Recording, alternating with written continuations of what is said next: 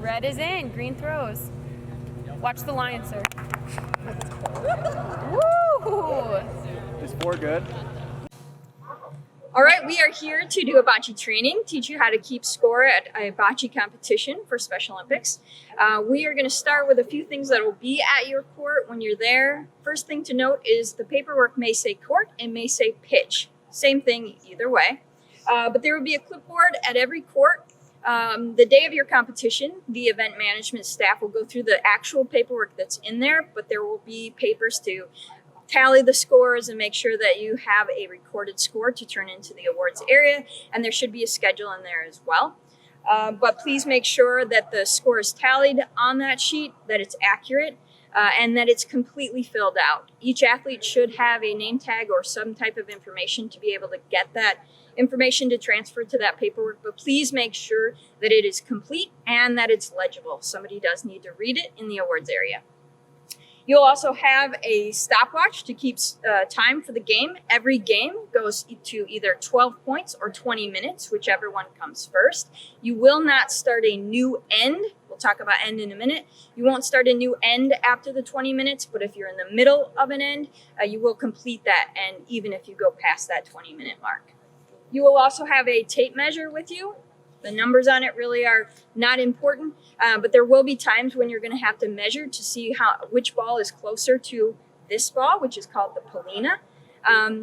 So that will be a quick way to do that and keep it in your pocket and just do the measurement to be able to tell which ball is closer. Today for the training, we're going to be doing doubles.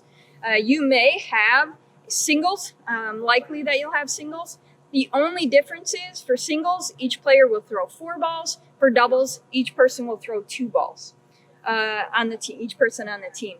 It really does not matter the order within a team. So if the green team is throwing, they can decide who throws next as long as each player throws 2 balls on the team. That's where we're going to start. Again, this is the Polina. Some people call it a P ball. Either way, this is what gets us started. And then the balls are 4 for each team. And we'll go from there. Lines on the field, or on the court, actually. So today we're playing with the white lines. There'll be a line 10 feet from either end, as well as one directly in the middle. This line on the end dictates where the player can throw from. The throw has to be underhand, but they can throw from anywhere in this box, which means that the other team should always be outside the box when a player is throwing, so that they have the opportunity to choose where they'd like to throw from without feeling like somebody's in their way. When it's that person's turn to throw, they'll throw from anywhere in here, and then it'll be your responsibility to make sure that they throw in order, the right color is throwing, and all of those types of things. To get the game started, you can flip a coin if you've got one. Otherwise, we typically do pick a number between 1 and 5, or do odd even with a number behind your back. So today I'm going to do pick a number between 1 and 5. Let each team pick, and we'll go from there. Pick an even number between 1 and 5. 2. 4. 4. My number was 2, so the blue team is going to go first. And they are choosing to go with the red balls, and the gentlemen here are choosing to go with the green balls. So everyone will be outside the court except the player who is starting the game for this team. They will throw the Polina. They have 3 chances to get the Polina into official territory. That territory is between the 10-foot line they're throwing, from the middle line and the 10-foot line at the other end. It must land between those 2 points to be official. Again, they have 3 chances to do it. If they do not get it in 3 chances, the opposing team has 1 chance to get it into that fair territory. If they do not get it in fair territory, the ball is placed right square in the middle of the court on the middle line. All right? But again, whoever started with the ball throws the first ball. So if the red team in this case is starting with the Polina, they will throw the first official bocce ball. All right? So we'll give this team a chance. As officials, there are typically 2 officials on the field with you. Please stay outside the court during the game, but be vocal, be official, and call the game. So in this case, we have the blue team throwing the polina. Go ahead and start. This is when you would start the time for the game to get that 20 minutes rolling. As you can see from this throw, it did not cross this middle line, so that's not a valid throw. We give the blue team their second chance.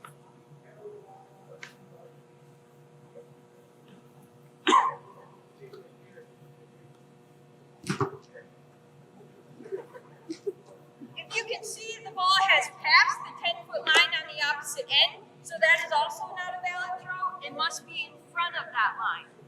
So they'll take their third chance. Something to note, once the game is actually getting played, if the polina gets hit beyond that line, it is valid. It just needs to get there to start with between the two lines, and then it can be played wherever it is in the court if it gets bounced around.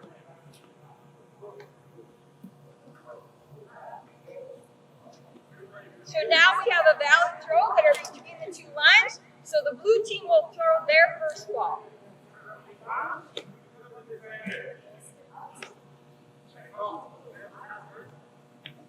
All right, so we have the red team throwing. The goal is to get it closest to the polina. That's a pretty good throw. Now the green team will see if they get it closer.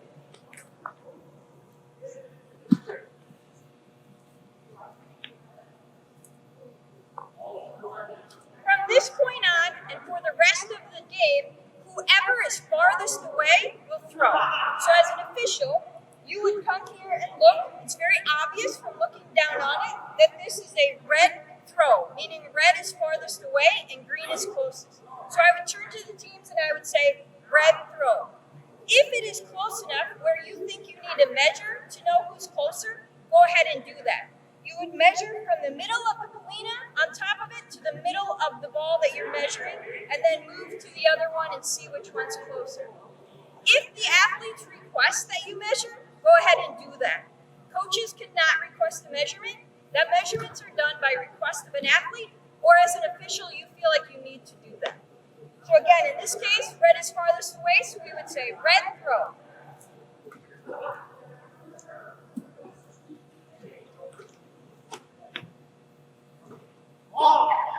Red throw. Still red throw.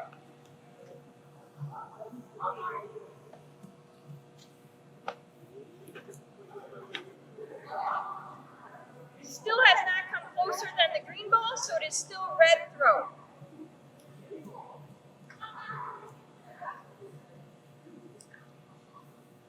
At this point, it would still be red throw, but they are out of balls, so now green will throw until they're out of their balls.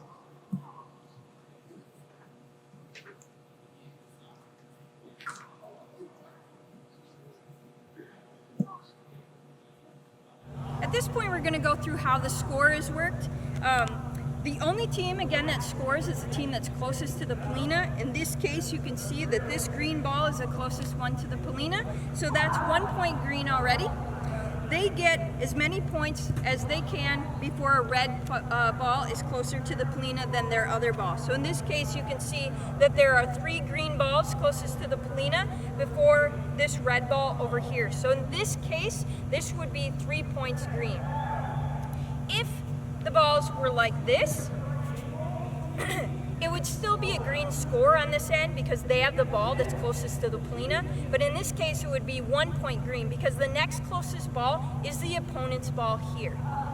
If the balls are very close to each other, we would measure this to ensure that we're scoring correctly. So in this case, we would take our tape measure and measure from the middle of the polina to the middle of the ball here, and then scoot it around this way and measure. And in this case, directly like this, I can tell that this red ball from my measurement is closer than this green ball, so this would actually be 1 point red. Any team could obviously score up to 4 points per end, but again, only one team can score in any end. Once you have the score, you've announced the score to the players and you've recorded it on this sheet, then you can pick up the balls and we move to the opposite end of the court for the next end to be played the opposite direction. We do have scoreboards actually on every court for spectators as well. So it's important that you record the score both on the sheet and on the scoreboard for the spectators to be able to see.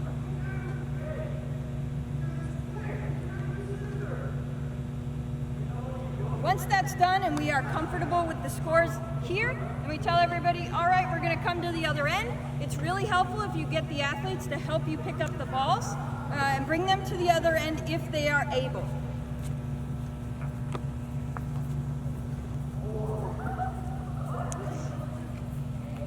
All right, so now we are on the opposite end of the court, or the pitch, and we are going to play back the other way.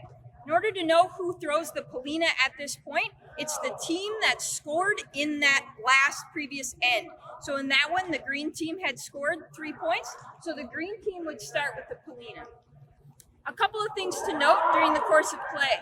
If ever somebody throws out of turn, that ball does not count. So we would try and pick up that ball before it affects any of the other balls in play. If you don't, please make sure to just put the balls back as close to the points where they moved from as you can. But obviously the better option is to try and prevent the ball from being thrown out of turn in the first place. If a ball is hit outside of the court, that ball is not eligible for points at that time. You just leave it outside the court. If, however, the Polina gets hit outside of the court, please take the Polina and put it back inside the court as close to the point where it went out as possible. All right, so we would continue with play. So again, green scored on that last end, so they will throw the Polina in this end.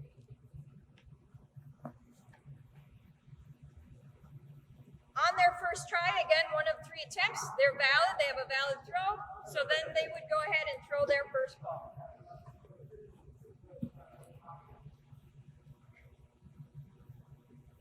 Right after they throw their first ball, the opponent throws their first, so it's a red throw. That's part of the strategy. If they can hit balls out of the way, it's not a problem. Again, if the Polina gets hit so hard that it goes all the way down to the other end, as long as it's still inside the bounds of the court, it stays right where it is and they continue play. In this case, we know that green is farthest away, so it would be a green throw.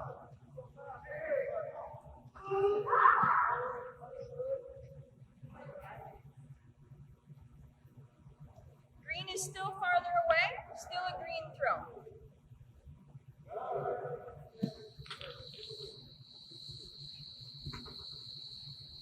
Green throw.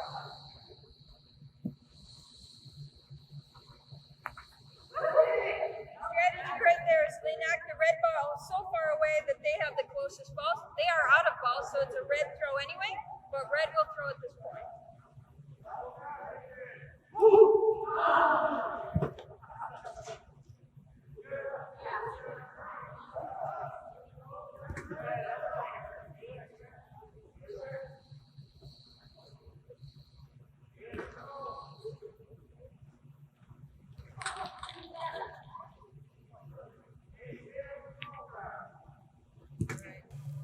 We're going to go through the scoring one more time. Again, the Polina is right here, so in this end, green is going to score. They have the closest ball. So it would be 1 point green for sure, and the next closest ball is this green one, so that would be 2 green for sure. In this case, I would likely then, after I know that, move this one out of the way and measure, again, from middle ball to middle ball, this green one and this red one. Again, you can see then that this red one is farthest away, so this would be a 3rd point for green. That one was the one I threw out, and then this was their other ball. So in this case, it would be 3 points green. A couple things to note. We have some athletes that have visual impairment and some that have a hearing impairment. If they are blind, they may have a coach with them that is standing behind the Polina and using either a clicker, they might be clapping, that type of thing to get to help the athlete know where the Polina is and where to throw the ball. They're registered that way, it's completely fine. Again, the coach will stand behind the Polina and give whatever signal they have during their athlete's turn. When it's not their athlete's turn, they would step out of the court for the other team to throw. If they have a hearing impairment, we would just have you work with the coach or that athlete to make sure they know when it's their turn to throw. some type of signal, that type of thing, or even working with your other official down toward them to be able to give them that signal that it's their turn at that time. One other thing that may come up is that as somebody throws, they get their ball in play, and then the next person throws, and they are identically distance away. They are the same distance from the Polina, and you measured it, and they're the same distance. So what do you do at that point?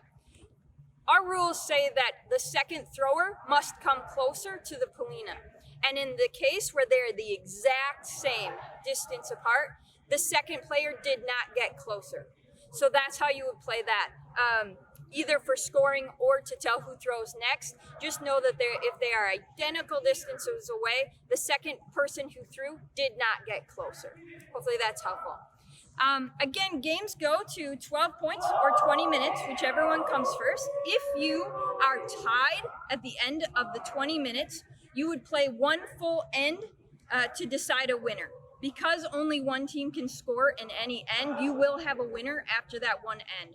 So if you reach the 20-minute mark, you're tied 6-6, 11-11, whatever it is, go ahead and play one end and you will have a winner.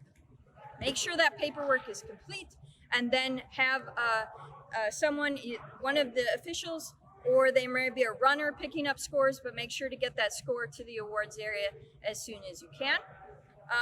During the course of an event, there are always people walking around answering questions. Just make sure you put your hand up and they will get to your court and answer a question you may have. We have a lot of coaches who also will try to give some direction to officials. It's really important that you take your direction from the staff that are there, the event staff. So again, if there's confusion of any nature, just raise your hand and make sure staff comes over there and clears it up before the game continues. Hopefully this was helpful. If you have questions, ask your event staff, but have a great time interacting with our athletes and officiating your bocce game.